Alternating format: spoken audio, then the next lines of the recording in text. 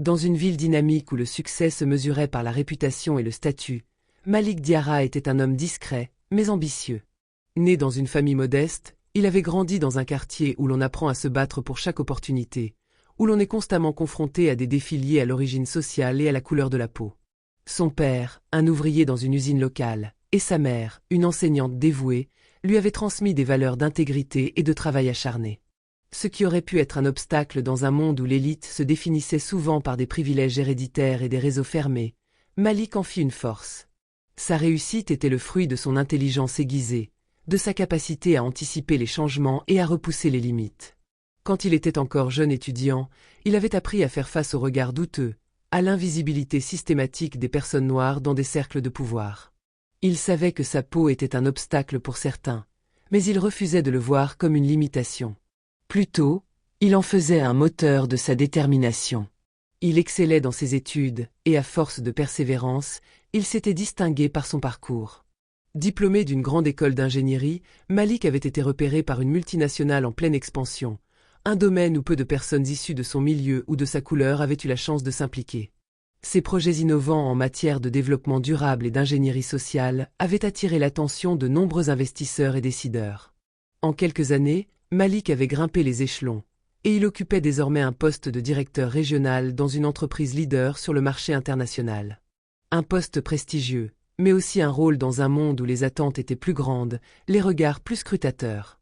Chaque décision, chaque mouvement de sa part était observé avec un mélange de scepticisme et d'émerveillement. Beaucoup pensaient qu'un homme de sa couleur n'avait pas sa place à ce niveau, mais lui prouvaient, chaque jour, que la compétence ne se mesurait pas à l'apparence. Ce matin-là, Malik se rendait à un entretien d'embauche crucial. Non pas pour un poste quelconque, mais pour un poste clé que l'entreprise venait d'ouvrir dans une nouvelle branche à l'étranger.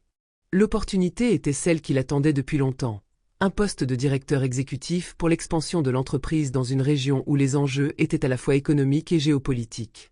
Ce rôle marquerait le sommet de sa carrière. Il était nerveux, bien sûr, mais aussi excité par l'idée de pouvoir donner une nouvelle direction à l'entreprise tout en brisant encore plus de barrières dans un environnement étriqué par des mentalités figées. Dans sa tête, Malik passait en revue les questions qu'on lui poserait, les éléments de son parcours qu'il mettrait en avant, et la manière dont il pourrait démontrer qu'il était l'homme qu'il leur fallait. Pourtant, il ignorait à quel point cet entretien allait bouleverser sa carrière et exposer de manière brutale les préjugés profondément ancrés dans le monde des affaires. Ce n'était pas seulement une occasion de briller, mais aussi un test des valeurs qu'il défendait et du système dans lequel il évoluait. Arrivé dans les bureaux ultramodernes de l'entreprise, Malik sentit immédiatement l'atmosphère froide et distante qui régnait dans ce temple du capitalisme et de la perfection apparente. Les murs blancs et lisses, presque sans âme, semblaient démesurément grands, donnant l'impression que la grandeur de l'entreprise était plus importante que ses employés. Le décor, d'une élégance et d'un luxe presque opprimant, était soigné jusqu'au moindre détail. Des lustres en cristal suspendus au plafond, des tapis épais d'un rouge profond recouvrant le sol, des bureaux en verre surplombés de vues panoramiques. Chaque recoin respirait le prestige, mais dans ce monde aseptisé et impersonnel, Malik se sentait, pour la première fois depuis longtemps, comme un étranger. L'entretien était dirigé par la directrice des ressources humaines, Madame Claire Leroy. Une femme dans la cinquantaine, au regard perçant, vêtue d'un tailleur impeccable et d'une coiffure stricte qui ne laissait aucune place à la négligence. Elle dégageait une aura d'autorité, une figure imposante, respectée et crainte dans l'entreprise. Sa réputation était celle d'une professionnelle rigide, exigeante, presque inflexible dans ses jugements. À ses yeux, l'efficacité et la discipline étaient primordiales, et elle n'avait jamais laissé place à l'exception ou à la souplesse. Son style de management était de fer, et elle s'attendait à ce que chaque détail soit parfait, chaque candidat répondant à des critères qu'elle jugeait eux-mêmes intangibles, souvent dictés par des normes sociales qu'elle jugeait acceptables pour les élites de l'entreprise. Dès le début de l'entretien, Malik sentit que quelque chose n'allait pas. Il n'était pas traité comme les autres candidats. Il pouvait sentir la différence, subtile mais bien présente, dans chaque geste, chaque mot prononcé. Ses réponses, aussi précises et réfléchies qu'elles fussent, étaient écoutées avec un certain détachement, comme si elles n'étaient pas tout à fait dignes d'attention. Ses qualifications, qu'il avait méticuleusement présentées, semblaient s'évanouir dans l'air froid de la salle. Un sentiment d'invisibilité pesait sur lui. Il ressentait cette distance palpable, comme un mur invisible, qui le séparait non seulement de Madame Leroy, mais de l'opportunité elle-même. Il savait que la couleur de sa peau, même si elle n'était jamais mentionnée explicitement, était l'obstacle que l'on avait décidé de poser entre lui et cette chance qu'il avait tant convoitée. Les questions de Madame Leroy, bien que polies et formelles, manquaient de profondeur. Plutôt que de s'intéresser à ses projets passés, à ses idées ou à sa vision pour l'avenir de l'entreprise, elle se concentra sur des sujets dérisoires. Son apparence, la façon dont il comptait s'intégrer dans l'équipe, ses attentes salariales, comme si son prix était un facteur plus déterminant que son expertise. Chaque question semblait être une épreuve à laquelle il devait répondre non pas avec professionnalisme, mais avec une capacité à se conformer à une image qu'elle avait déjà en tête de lui. Il le sentait profondément. Ses réponses, malgré leur pertinence et leur clarté, ne semblaient jamais trouver écho chez elle. Elle restait impassible, comme si ses qualifications ne comptaient pas. Si elle répondait, c'était avec des murmures distraits, comme si son esprit était déjà ailleurs, sur quelque chose qui n'avait rien à voir avec l'entretien. La façon dont elle s'attardait sur sa tenue, sur ses gestes, sur chaque détail superficiel renforçait l'impression qu'il était jugé sur des critères externes, sur son apparence, plutôt que sur son mérite. L'impression persistante que sa couleur de peau, son accent ou même la manière dont il se tenait était observée avec un scepticisme latent, en fondant l'opinion qu'il ne correspondait pas à l'image de l'élite de l'entreprise. Puis, après quelques minutes, la question décisive tomba, brisant définitivement l'illusion d'un entretien équitable, le voile de la courtoisie qui masquait les véritables intentions. « Vous avez beaucoup d'expérience, monsieur Diarra, mais, comment dire, vous n'avez pas vraiment l'air de correspondre à ce que nous recherchons. Votre profil est intéressant, mais je pense que nous allons devoir poursuivre la recherche pour ce poste. » Malik, bien que profondément blessé, garda son calme. L'écho de ses paroles résonna dans son esprit, comme un coup de poignard dans son estime de soi. Ce n'était pas sa compétence qui était en cause, il le savait maintenant. Il n'était pas rejeté à cause de son manque de qualification ou de son expérience, mais à cause de l'image que Madame Leroy avait de lui, l'image d'un candidat noir dans un monde clos d'élite blanche, un monde où il ne semblait pas avoir sa place. Cette conviction insidieuse, ancrée dans les préjugés et la peur de l'autre, dictait sa décision. Il prit une profonde inspiration et se leva lentement. Ses mains tremblaient légèrement, non pas de nervosité, mais de colère contenue, de frustration face à ce système qu'il avait déjà jugé avant même qu'il n'ait eu l'opportunité de prouver sa valeur. Mais avant de quitter la salle, il s'arrêta un instant, une idée claire en tête. Il se tourna lentement vers Madame Leroy, la fixant avec un regard calme mais intense, une lueur d'assurance qui contrastait avec la froideur de la situation. « Madame Leroy, avant que vous preniez cette décision, permettez-moi de vous dire quelque chose, » commença-t-il, sa voix ferme mais respectueuse. « Je pense que vous n'êtes pas au courant de qui je suis réellement. » Madame Leroy, visiblement surprise par cette interruption, haussait un sourcil, son regard se durcissant légèrement alors qu'elle cherchait à comprendre ce qui venait de se produire. « Pardon, » répondit-elle d'un ton sec, son visage marqué par l'incrédulité. Il était clair qu'elle n'était pas habituée à ce genre de remise en question. Mais Malik, sans se laisser démonter par l'apparente confusion de la directrice, garda son calme et se redressa davantage. Il sentit le poids de l'instant se poser sur lui, une opportunité rare d'affronter la réalité des préjugés de manière directe et sans détour. Ses mains étaient légèrement serrées, mais sa voix restait ferme, presque glacée, en contraste parfait avec l'agitation intérieure qu'il ressentait. D'un ton posé, mais avec une autorité qui perçut instantanément la façade glacée de l'entreprise, il laissa échapper la vérité qui allait faire vaciller le monde de Madame Leroy. « Je suis ici aujourd'hui pour vous rencontrer, car je suis celui qui vous supervisera, Madame Leroy. » Il marqua une courte pause, laissant ces mots s'ancrer dans l'esprit de la directrice, avant de continuer, avec une précision mesurée. « Le poste que vous venez de me refuser n'est pas une simple formalité pour moi. C'est une étape décisive dans la mission que j'ai déjà acceptée avec l'accord du conseil d'administration. Je vais superviser l'expansion de cette entreprise dans toute la région, et je ne peux accepter que mes qualifications soient ignorées en raison de votre vision étroite. » Les paroles de Malik tombèrent dans la pièce comme un coup de tonnerre, résonnant dans l'espace froid et luxueux. Un silence lourd suivit, presque palpable. Il pouvait voir la transformation immédiate sur le visage de Madame Leroy, qui pâlit subitement, son masque de professionnalisme se fissurant pour laisser place à la confusion, puis à l'embarras. Ses mains tremblaient légèrement tandis qu'elle semblait chercher une réponse.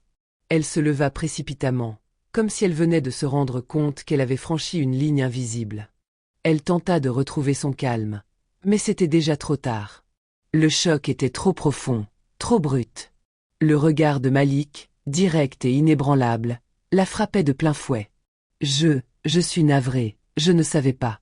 Balbutia-t-elle, ces mots se mélangeant dans une tentative maladroite de s'excuser, mais rien ne pouvait effacer la profondeur de son erreur. Mais les excuses étaient vaines. Malik le savait, et, dans un coin de son esprit, il ressentait une profonde amertume face à cette situation. Même si elle se sentait coupable, cela ne changerait rien à l'expérience qu'il venait de vivre. Cette humiliation, ce rejet silencieux, était le quotidien de nombreux hommes et femmes noirs dans des positions similaires. Ce n'était pas un incident isolé. C'était un exemple parmi tant d'autres de la manière dont les préjugés raciaux se dissimulent derrière des façades de politesse, de professionnalisme et d'opportunités égales. Ces stéréotypes invisibles, ces jugements anticipés, étaient des murs solides qui se dressaient devant les rêves, les ambitions et les efforts des personnes qui, malgré leur talent, étaient considérées comme étant moins légitimes, moins dignes. Malik n'était pas seulement un directeur. Il était un exemple vivant des barrières invisibles que les préjugés raciaux créaient dans des espaces soi-disant ouverts à tous.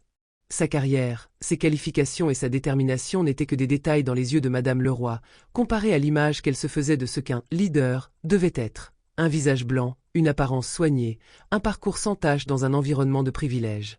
Ce qu'elle ignorait, ou refusait de reconnaître, c'était qu'il représentait bien plus que son rôle actuel. Il incarnait la résistance contre un système qui ne lui avait jamais facilité la vie, un système qui continuait de perpétuer des discriminations, même sous couvert d'équité et d'inclusivité. Avant de quitter la salle, Malik se tourna une dernière fois vers elle. Le regard qu'il posa sur elle n'était pas celui de la colère, mais de la vérité crue. Vous n'avez pas simplement rejeté un candidat, Madame Leroy. Vous avez rejeté l'idée que des personnes comme moi peuvent occuper ces postes. Vous m'avez jugé sur mon apparence et non sur mes compétences. Ces mots étaient durs, mais ils étaient aussi chargés de la dignité d'un homme qui savait que l'humilité n'était pas synonyme de soumission.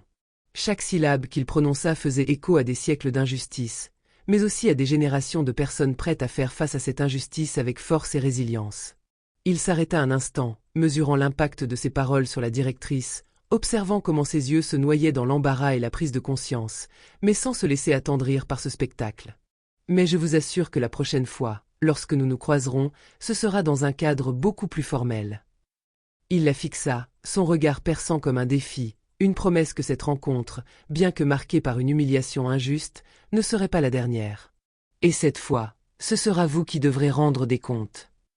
Ce n'était pas une menace en l'air, mais une certitude ancrée dans le profond respect qu'il avait pour lui-même et pour ce qu'il représentait. Le silence dans la pièce après ces mots était presque palpable, lourd de signification et d'implication. La directrice, bien qu'elle fût une femme de pouvoir, semblait démunie, piégée dans la réalité des mots qu'elle venait de recevoir. Un instant, elle chercha à répliquer, mais aucun mot ne vint. Elle savait que, dans l'immédiat, il n'y avait rien à dire. La vérité avait été jetée en plein visage, et la douleur de sa propre ignorance était plus évidente que tout ce qu'elle aurait pu articuler. Avec un dernier regard pénétrant, Malik tourna les talons et quitta le bureau. Son pas était mesuré, résolu. La tête haute, le cœur ferme. Il ne laissait aucune place au doute. Ce moment marquerait un tournant dans sa carrière.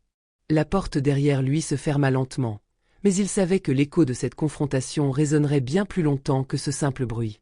Il n'était plus un candidat parmi tant d'autres. Il était désormais un homme qui avait brisé le silence et démasqué la vérité sur la manière dont des personnes comme lui étaient traitées dans des espaces où elles avaient tout autant leur place que n'importe quelle autre.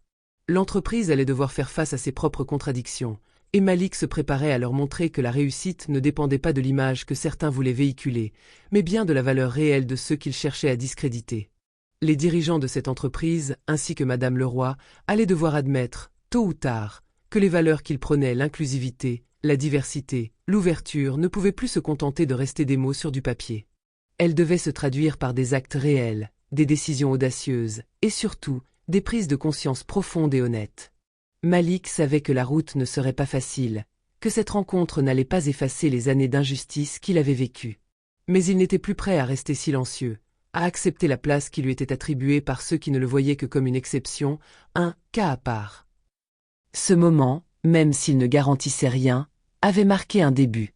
Et il se tenait prêt à avancer, avec conviction et détermination, pour faire tomber les murs de ses fausses apparences et ouvrir les portes à un avenir où sa place serait non seulement méritée, mais évidente pour tous.